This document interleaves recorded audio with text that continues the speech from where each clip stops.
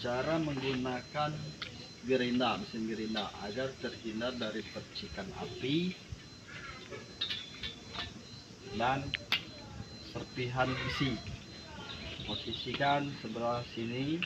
Nah, ini gunakan safety.